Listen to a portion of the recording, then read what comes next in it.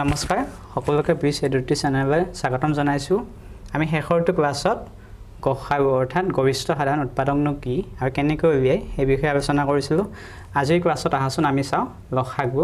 কেনেকৈ উলিয়াই আৰু লসাগু মানেনো কি ঠিক আছে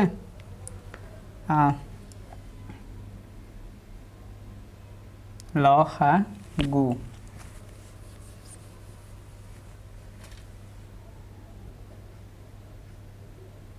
itu lo ha গু ঠিক আছে লসাগু মানে কি আমি আগতে হেতু চাওঁ হয়নে ইয়াৰ সম্পূৰ্ণ ফৰ্ম কি সম্পূৰ্ণ ৰূপ গসাগু মানে কি আছিল গসাগু সম্পূৰ্ণ ৰূপ আছিল গৰিষ্ঠ সাধাৰণ উৎপাদক হয়নে এটা লসাগু তেনেকুৱা ল মানে লক্ষিষ্ঠ ইয়াতে তাত আছে গৰিষ্ঠ ইয়াতে লক্ষিষ্ঠ ল হি স্থ মূৰ্ধন্য হৈঠস্থ লক্ষিষ্ঠ সাধাৰণ হা মানে কি আমি আগতে পাইছিলোঁ গৰিষ্ঠ সাধাৰণ উৎপাদকটো হাটো আছিল হা শব্দটোৰ সম্পূৰ্ণ ৰূপ হৈছে সাধাৰণ হয়নে তাত আসলে উৎপাদক আৰু ইয়াতে কি গুড গু শব্দটোৰ সম্পূৰ্ণ ৰূপ হৈছে গুণিতক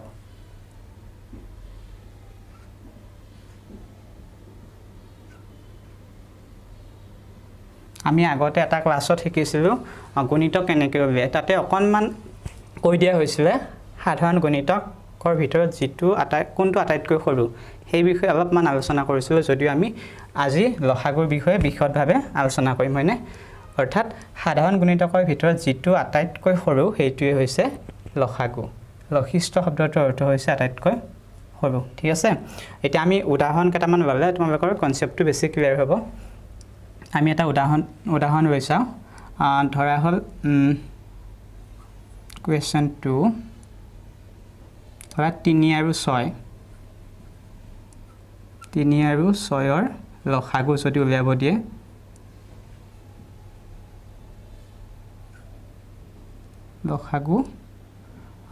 লসাগু কিমান সেইটো যদি উলিয়াব দিয়ে তেতিয়া আমি কেনেকৈ উলিয়াম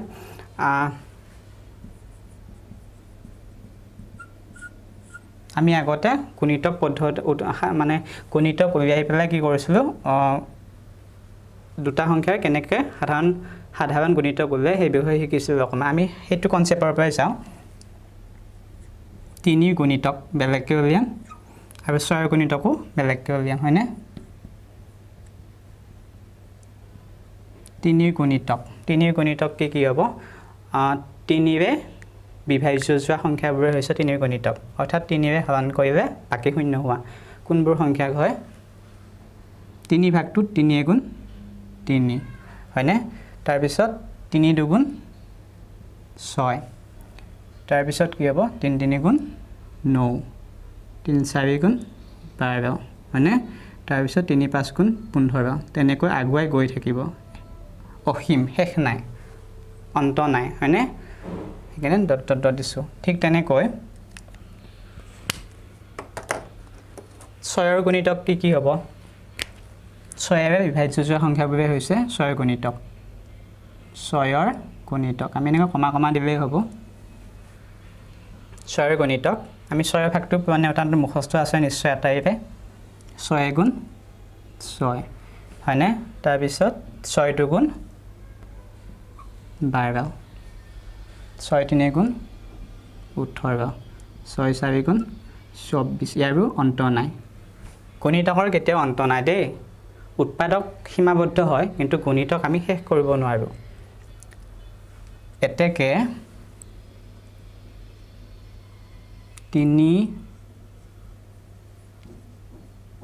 3 আৰু কি সংখ্যা আছে আমাৰ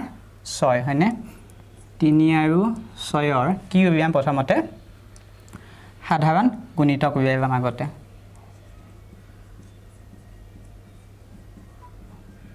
সাধাৰণ কি গুণিতক 3 আৰু 6ৰ সাধাৰণ গুণিতক কোনটো কোনটো সংখ্যা হৈছে 3 আৰু 6ৰ সাধাৰণ গুণিতক আমি দেখা পাইছো যেটো 3 ৰ গুণিতক হয়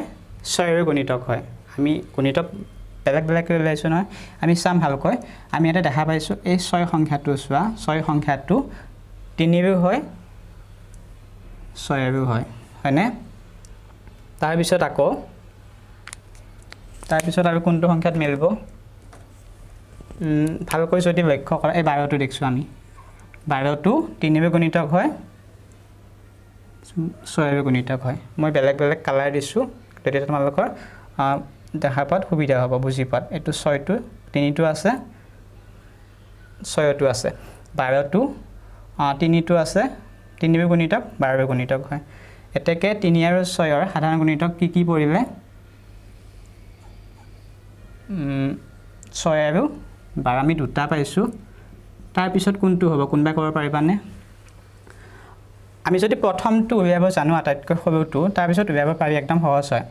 6 গুণ 6 6 দুগুণ 12 তাৰ পিছত কত মিলিব 6 3 গুণ 18ত মিলিব হয়নে নহয় তাৰ পিছত কত মিলিব 6 4 গুণ 24 তেনেকৈ সাধাৰণ গুণিতকৰো শেষ নাই যেনেকৈ গুণিতকৰ শেষ নাই সাধাৰণ গুণিতকৰো অন্ত নাই ঠিক আছে আমি প্ৰথমটো উলিয়াব জানিলে একেবাৰে সহজ তাক 2 ৰে 3 ৰে 4 ৰে এনেকৈ পূৰণ কৰি গৈ থাকিব লাগে তেনেকৈ এতিয়া সাধাৰণ গুণিতকৰ ভিতৰত আটাইতকৈ সৰু কোনটো হেতু মন কৰিবা কাৰণ ল মানে লক্ষিষ্ঠ নে নহয় আটাইতকৈ সৰু কোনটো হৈছে নিশ্চয় 6টো আটাইতকৈ সৰু হয়নে সেই 6টোৱে হৈছে কি হয় 6টোৱে কি হ'ব লসাগু হ'ব এতেকে 3 আৰু 6ৰ কি উলিয়াম আমি লসাগু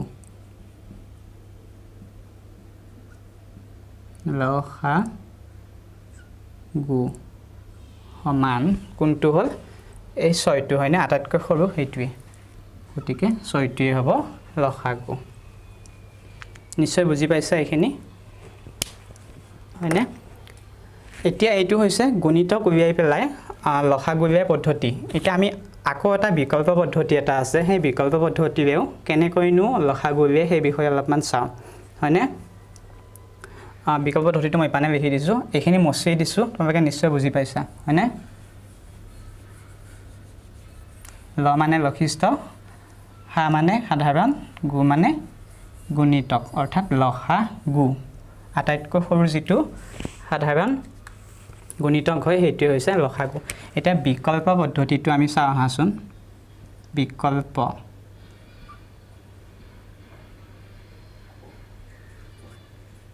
বিকল্প পদ্ধতিৰে আমি কেনেকৈনো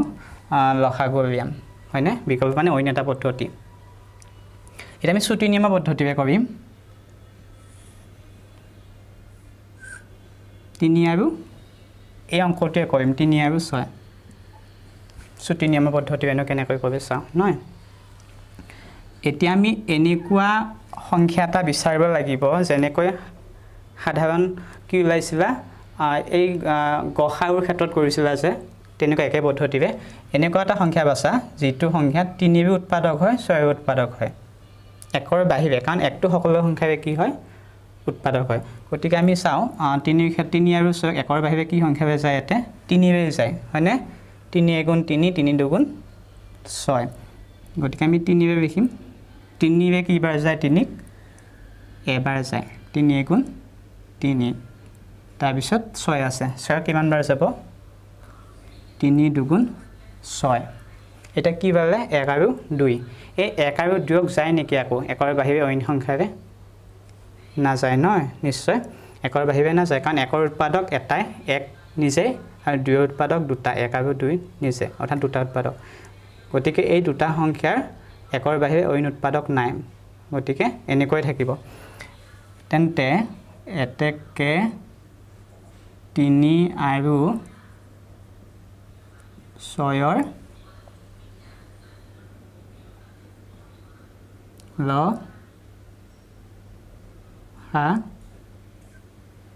গু কোনটো হ'ব 3 আৰু 6 লসাগু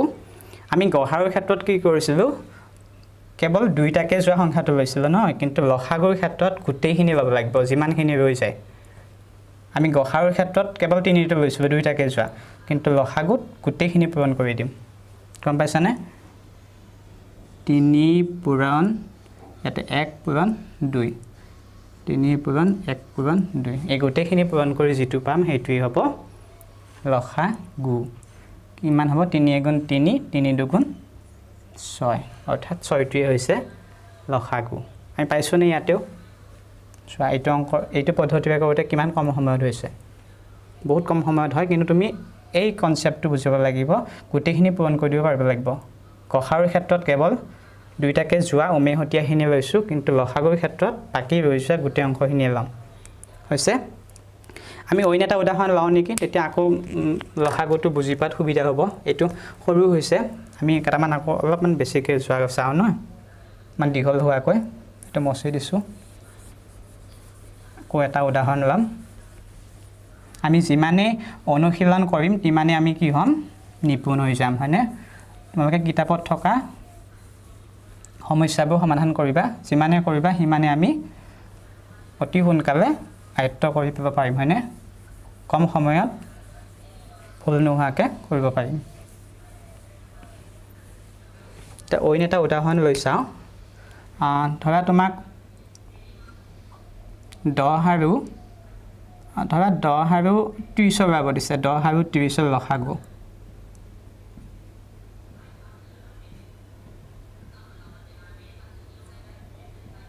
লসাগু কি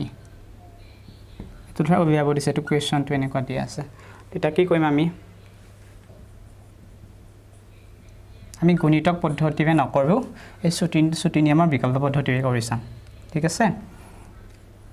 ছুটি নিয়মটো চাবা 10 আৰু 30 হয়নে এতিয়া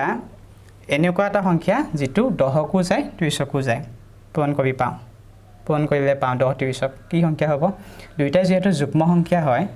এককৰ হাৰত শূন্য আছে গতিকে কিহেৰে যাব 2ৰে যাব হয়নে যিবোৰ সংখ্যা এককৰ স্থানত 0 2 4 6 8 থাকে সেইবোৰ সংখ্যা যুগ্ম সংখ্যা ইয়াতে 0 আছে অৰ্থাৎ 2ৰে বিভাজ্য 2 5 গুণ 10 হ'ব 10ক 5 বাৰ যায় 30ক কিমান বাৰ যাব এই দীঘল হৰণটো তোমাৰ চকুত ভাহি থাকিব লাগিব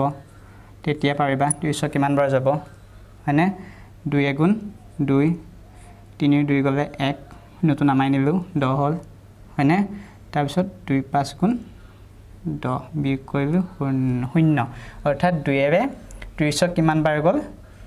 15 বাৰ গৈছে হয়নে নহয় গতিকে আমি এটা কিমান বাৰ দিম 15 বাৰ কিন্তু এই হৰণটো তোমাৰ চকুৰ আগত ভাহি থাকিব লাগিব এতিয়া আকৌ আছেনে 5 আৰু 15ক একৰ বাহিৰে অইন সংখ্যাৰে যোৱা ইয়াৰ একক স্থানত 5 15টো একক স্থানতটো 5 আছে অৰ্থাৎ দুইটাই 5ৰ কি হয় গুণিতক হয় গতিকে আমি কি কৰিম 5 বাৰ যাব 5 গুণ দুইটাকে যোৱা 5 উমেহতীয়া আমি উমেহতীয়াটো ল'ম যিটো দুইটাকে যায় সেইটোৱে সাধাৰণ উমেহতীয়া সাধাৰণ একেই শব্দ দেই 5 গুণ 5 5 3 গুণ 15 হৈছে এতিয়া আকৌ যাব নেকি 1 আৰু 3ক একৰ বাহিৰে অইন সংখ্যাৰে নিশ্চয় নাযায় হয়নে একৰ উৎপাদক দুটা একৰ উৎপাদক এটাই নিজে আৰু 3 উৎপাদক দুটা 1 আৰু 3 গতিকে আমি ইয়াতে সমাপ্ত কৰিম এইখিনি তেন্তে এতেকে 10 আৰু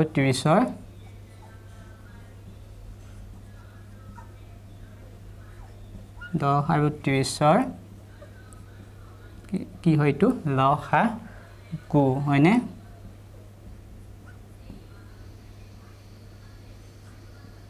লসাগু কিমান হ'ব 10 আৰু 30ৰ লসাগু 2 আৰু 5টো দুইটাকে গৈছিল 2 আৰু 5 দুইটাকে গৈছে কিন্তু বাকী এই ৰৈ যোৱা অংশখিনি পূৰণ কৰিব লাগিব এইটো অংক শিকাই দিছিলোঁ নহয় ৰৈ যোৱা অংশখিনিও কিন্তু গসাৰৰ ক্ষেত্ৰত কেৱল উমেহতীয়াখিনি লৈছিলোঁ দুইটাকে যোৱা সেইটো মনত ৰাখিবা গসাৰ ওলাব দিলে উমেহতীয়া কিন্তু লসাগু ওলাব দিলে গোটেইখিনিকে পূৰণ কৰিব লাগে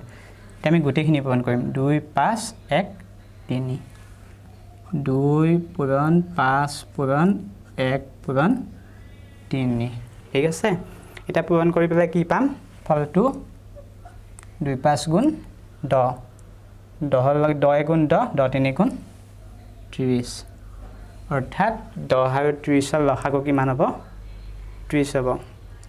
এনেকৈ তোমালোকে লসাগু উলিয়াবা খালি মনত ৰাখিবা গসাৰ উলিয়াব দিলে উমেহতীয়াখিনি আৰু লসাগুত গোটেইখিনি ঠিক আছে নিশ্চয় বুজি পাইছা লসাগু কেনেকৈ উলিয়ায় এইটো বহুত সহজ শ্ৰুতি নিয়মৰ যিটো বিকল্প পদ্ধতি কম সময়তে উলিয়াব পাৰি ঠিক আছে এই পদ্ধতিটো সেইকাৰণে অনুশীলন কৰিবা যিমানে অনুশীলন কৰিম আমি সিমানে কি হ'ম নিপুণ হ'ম নিশ্চয় ভিডিঅ'টো তোমালোকে চাইছা আৰু চাই পেলাই উপকৃত হোৱাৰ বাবে আশা কৰিছোঁ থেংক ইউ ধন্যবাদ